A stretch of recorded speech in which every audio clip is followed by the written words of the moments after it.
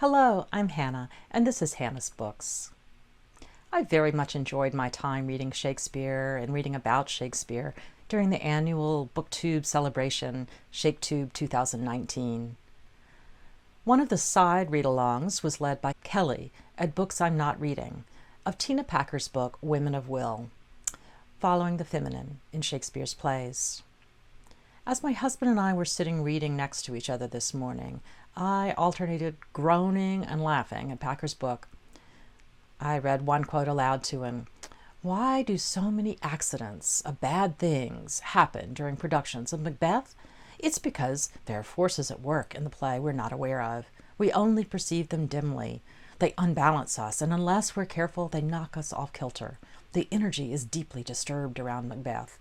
I think Shakespeare lit candles and said prayers as he worked on it, not wanting to expose himself to its power, even as he sought to expose its power." David's response: "I can't believe you're reading that book." Perhaps Packer was teasing here, but her book is full of bizarre quotes, many of which Kelly beautifully critiques in her posts about this book, and others brought out by Rainey of Rainey Day Reads. I underlined a zillion examples of Packer's wild claims she gives with no evidence and no real argumentation even. She also frequently resorts to annoyingly essentialist ideas about what constitutes the feminine, and there's a fair amount of just straight-up narcissism. I don't recommend this book. Still, the book has some interesting insights, and on occasion some lovely prose, and some of it felt quite timely to me as I read today. Years ago, when I was in graduate school in history, my classmates and I learned how to think critically, spotting the limits of an author's evidence, seeing the problems in argumentation, critiquing poor narrative structures, or lamenting that the author didn't address certain questions that we felt they should address. After a few semesters of heavy reading loads and rigorous discussion in our classes, my friends and I were all pros at telling you exactly what we thought was wrong with everything we read. When I started my dissertation, I saw the problem. While I realized exactly what I thought was wrong with every single thing I tried to write, I had no ideas how to fix things, and honestly, I had very little ability to recognize anything that I might have done particularly well. I knew what was wrong in my work and in other people's work, but I had not learned to look for or appreciate what's right about a work, what's beautiful or powerful. Granted, the book I see before me today has a lot to criticize, but in the spirit of the belief that one can usually find something of value in any book, I went looking, and here's one of the moments that resonated most deeply with me.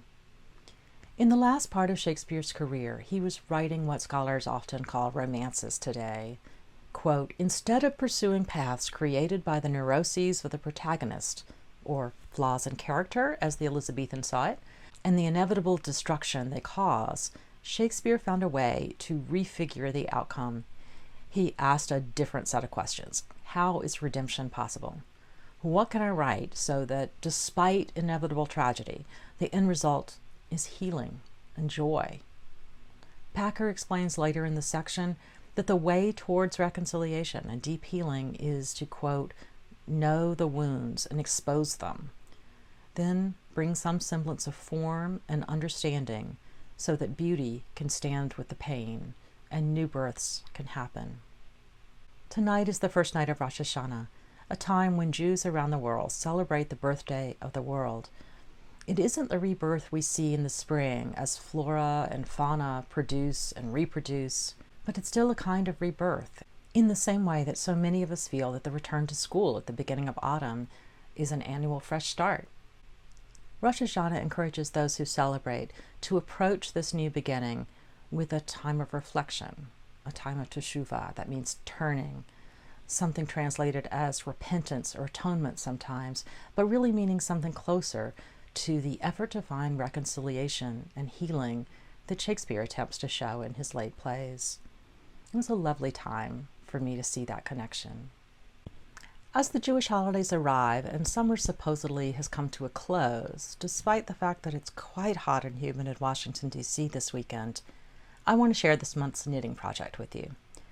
I've not yet blocked it, a process of soaking and stretching out a knitted item to show off its pattern more and give it a smoother surface, but I've bound off, sewn in the ends, and plan to lay out the shawl on my blocking boards in a day or two.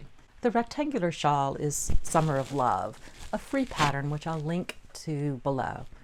Given that I knit the shawl during Shaketube, perhaps I should call it the Midsummer Night's Dream of Love. Or maybe not. The lace pattern is a fairly simple 4-row repeat. Technically, it should have been quick and easy. Many knitting projects are made with a lace or cable pattern on one side and a row of plain knit or purl stitches on the reverse side. Over the years, I've learned to, quote, read the fabric that kind of knitting produces. In other words, I can look at my project and see which stitches are where. I'm therefore pretty comfortable fixing mistakes in that kind of work, even if the mistakes are many rows back, by dropping one column down and reknitting the mistaken stitches back up the column. If you're a knitter, that sentence will at least kind of make some sense, I hope. Because this particular project has lace patterning on both sides, I found it quite difficult to do this kind of correction in the project. The yarn overs are stacked directly on top of each other, making it really hard for me to tell which twisted segment of yarn is the one I want to adjust. Way too often, I found myself having to tink out a row just to fix one tiny missing stitch. For those of you who do not know knitting lingo, tink is knit spelled backwards and refers to the process of undoing stitches one by one. Interestingly, I have a simple shawl on my needles right now, which I intend to knit over the next few months, mostly when I'm traveling, that has stacked yarn overs near both edges. So perhaps soon I'll figure out how to read this kind of knitting a little better. If a knitter makes this shawl pattern using anything near the intended gauge, the pattern will yield a shawl with relatively chunky lace pattern, which looks vaguely like macrame to me. I kind of like it, but I think the shawl would also be beautiful if knit with lace weight yarn and small needles. Of course, you would need to cast on additional repeats to make the shawl wide enough to wear. In an effort to keep wool out of my sweaty hands during this exceptionally warm September, I knit with a cotton yarn from Knit Picks Dishy in the colorway Ash. For a cotton yarn, it was easy on my hands because of its softness, as well as its slight stretch, more stretch than a lot of cotton yarns have. I can't wait to start my Victober reading, but I do have one more Shakespeare video, which I think will be going up tomorrow morning. Thanks for joining me today. I hope all of you have a sweet year ahead of you, full of conversation with good friends and full of books. See you soon.